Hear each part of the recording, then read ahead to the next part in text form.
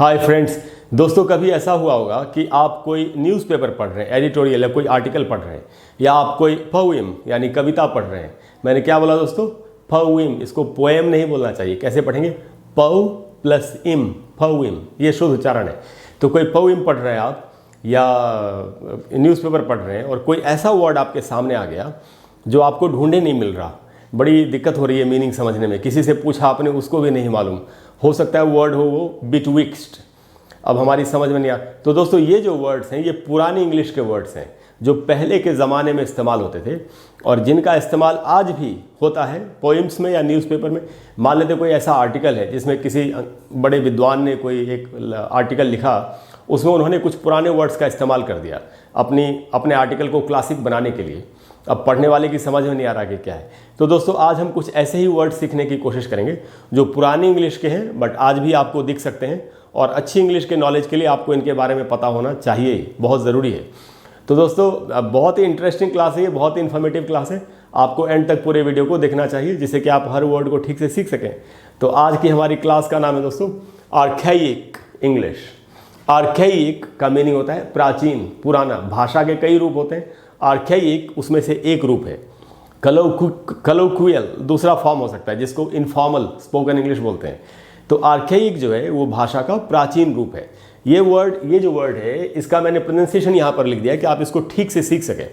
तो दोस्तों इसका प्रोनाउंसिएशन है आ खे और इक, ई दो बार है। इसको आर्खाइक नहीं पढ़ना चाहिए, आर्खाइक, आर्खाइक। आप समझ गए? तो हम आज करेंगे आर्खाइक इंग्लिश। और पहले मैंने कुछ बहुत ही बेसिक वर्ड्स, ये तो वर्ड्स बहुत सारे हैं, मैंने ऐसे वर्ड्स रखे हैं आज की क्लास में जो अक्सर आपके सामने जिनके आने की उम्मीद है, पॉसिबिलिटी है, संभावना है, ऐसे वर्ड्स लिखे हैं मैंने। तो सबसे पहले तो बेसिक वर्ड्स, ये वर्ड है दाव, THOU, दाव। मैंने प्रोनाउंसिएशन सबका लिख दिया है। दाव का मीनिंग क्या होता है दोस्तों? यू होता था पहले की इंग्लिश में। अब ये कौन सा वाला यू है? जो सब्जेक्ट होता है, जैसे बोलते हैं ना यू आर माई फ्रेंड, वो वाला ही। आई लव यू वाला नहीं, उसमें यू ऑब्जेक्ट होता है, वो एंड में आता है। ये यू जो पहले आता है, जो सब्जेक्ट होता है, you are my friend, you are unmatchable, you are very good, वो वाला यू है। तो दाव का मीनिंग होता था यू, और ये सब्जेक्ट की तरह इस्तेमाल होता है। सेंटेंस में कैसे यूज़ कर सकते हैं इसको, या पहले करते होंगे लोग। या लिखा मैंने एक एग्जाम्पल आपके लिए, दाव आर्ट माई फ्रेंड। अच्छा दोस्तों ये आर्ट है, ART, आर्ट। इसका मतलब होता है जो आज की इंग्लिश में जिसको आर बोलते हैं, यू आर बोलते हैं ना, यू आर माई फ्रेंड। तो ARE वाला जो आर है उसको पुरानी इंग्लिश में आर्ट बोलते हैं। तो ये भी वर्ड आपको पता चल गया, दाव आर्ट माई फ्रेंड, यानी यू आर माई फ्रेंड। तो ये इसका मीनिंग है। तो दोस्तों आप समझ गए दाव का क्या मीनिंग था पहले। अब हम आते हैं दूसरे वर्ड पर। यह है THY, दाई, या THINE, दाइन। दोनों का ही मीनिंग होता है योर, जिसको हम बोलते हैं your, this is your book, he is your friend, वो वाला यूअर। एक्चुअली इसका असली प्रोनाउंसिएशन है यूअर, तो वैसे हमको बोलना चाहिए। तो दाई या दाइन का मतलब है यूअर, यानी तुम्हारा या आपका। सेंटेंस में कैसे यूज़ कर सकते थे? जैसे मैंने यहाँ पर थोड़ा सा अलग तरीके से लिखा है, इसको आपको बताता हूँ। दाई बुक, तुम्हारी किताब या आपकी किताब, एंड दाइन आइज, तुम्हारी आँखें या आपकी आँखें। अच्छा ये वर्ड अगर आप देखें बुक, तो ये बुक का बी जो है कॉन्सोनेंट है। इसमें एक छोटा सा रूल ये हम समझ सकते हैं कि अगर कोई वर्ड कॉन्सोनेंट से यूज़ होता था पहले, तो उसके पहले दाई लगाते थे। और अगर कोई वर्ड एक वावल से, ई एक वावल है मतलब वावल है, तो कोई वर्ड अगर एक वावल से शुरू हो रहा हो तो उसके पहले दाइन लगाते थे।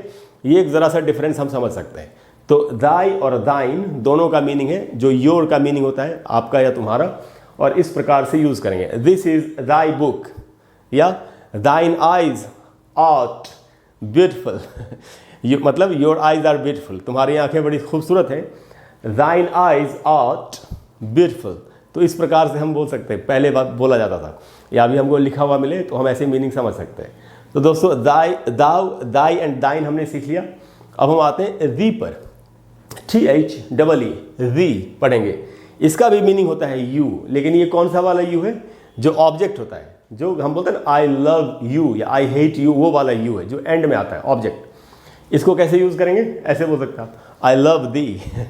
आई लव यू बोलना हो तो आप कैसे बोल सकते हैं? आई लव दी का मतलब वही है आई लव यू, तो इसका मीनिंग भी है यू।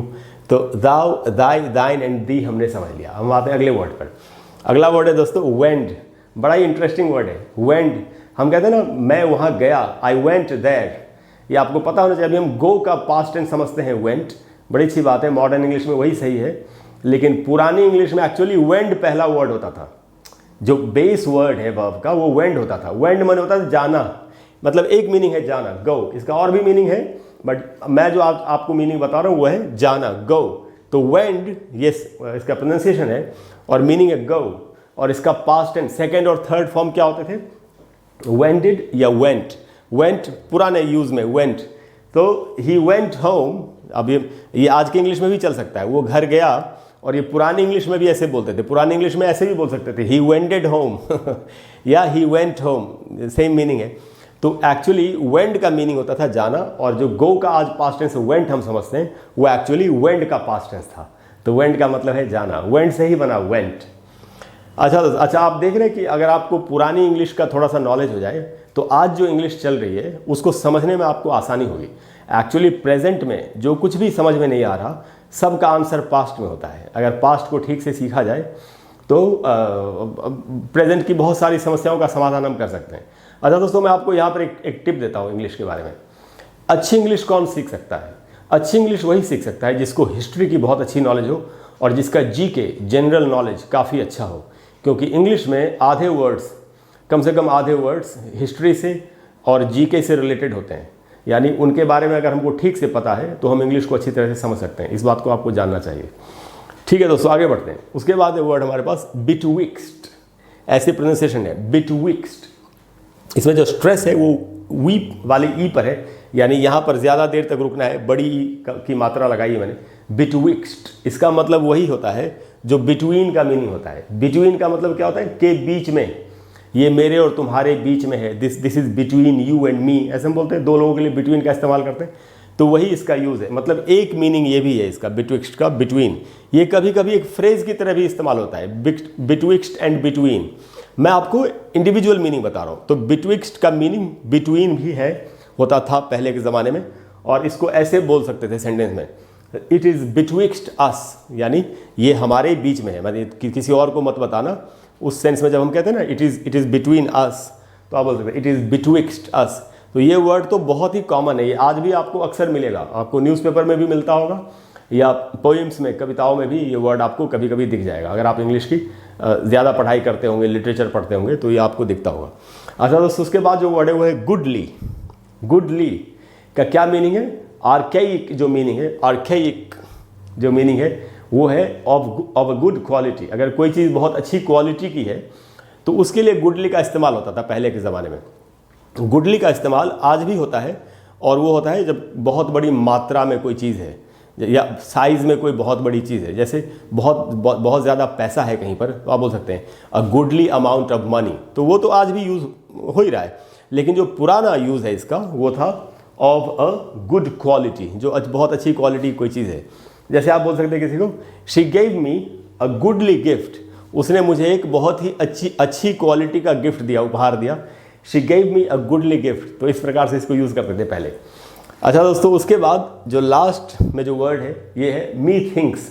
ये एक वर्ड की तरह लोग यूज़ करते थे। मी थिंक्स का एक्चुअल मीनिंग क्या था?